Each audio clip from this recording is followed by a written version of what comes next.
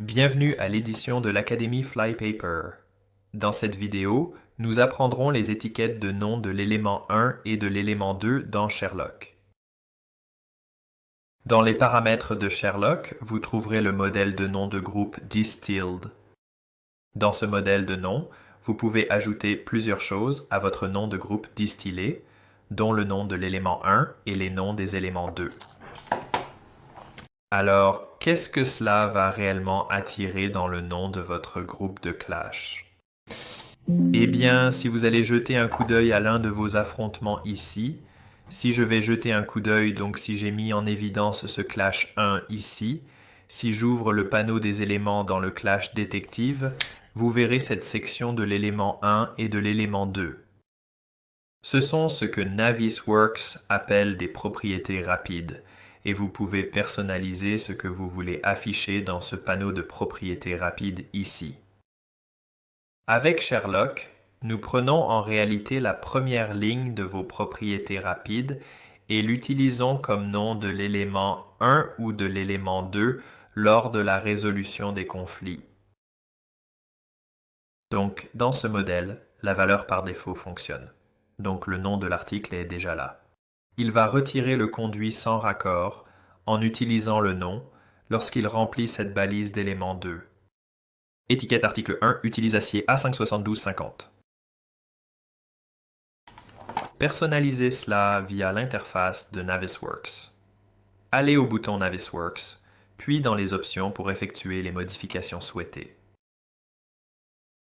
Et dans l'interface, puis en dessous des propriétés rapides, vous trouverez vos définitions. Vous pouvez voir ces correspondances, cet élément et le nom, correspondent aux propriétés ci-dessous. Donc le nom de l'article, puis il le remplit. Type d'article, et il le remplit.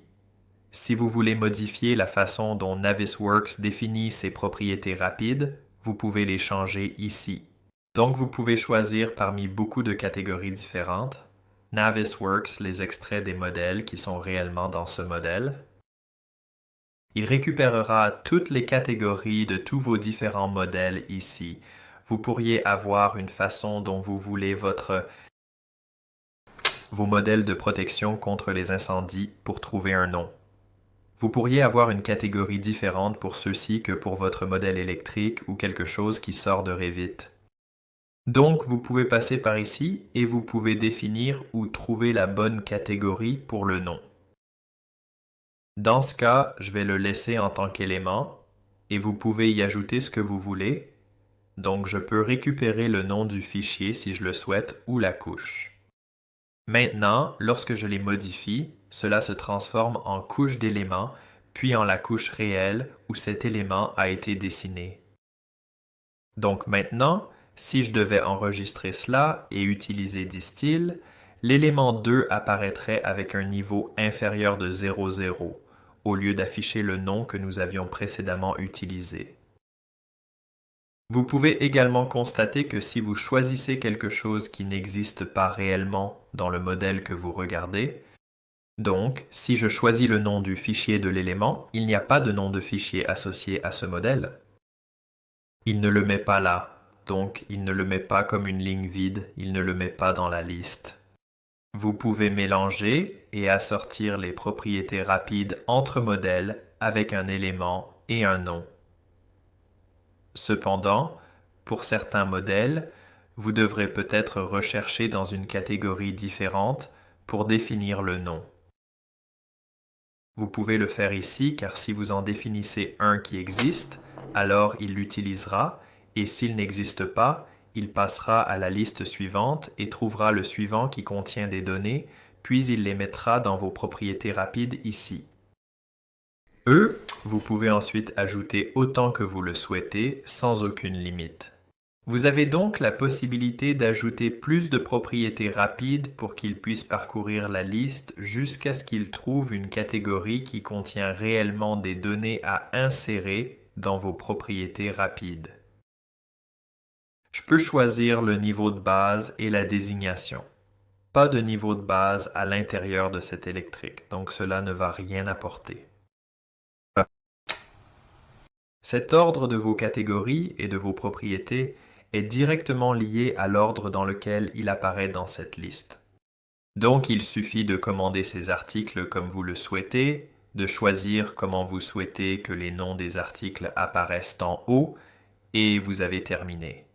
Lorsque vous exécutez actuellement votre Clash Detective et que vous regroupez l'un de vos tests, veillez à...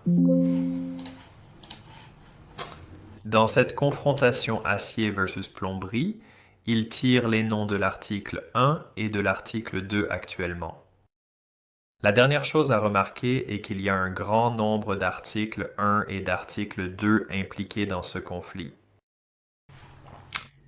Ce que Navisworks fera si les noms des éléments sont différents entre ces choses, c'est qu'il utilisera en réalité le nom de l'élément le plus courant dans ce groupe. Supposons que 4 ont le même nom d'article, puis 2 ont un nom d'article différent. Quel que soit le nom de l'élément que les 4 vont être, c'est le nom de l'élément qui va être tiré dans le groupe. Donc, il va simplement utiliser les noms de groupe ou les noms d'éléments les plus courants au sein de ce groupe spécifique. C'est tout. Cela explique comment les noms des éléments 1 et 2 fonctionnent en tirant la première ligne des propriétés. Si vous commandez correctement vos propriétés rapides, les noms des éléments 1 et 2 se rempliront comme prévu. C'est tout. Merci et bonne journée.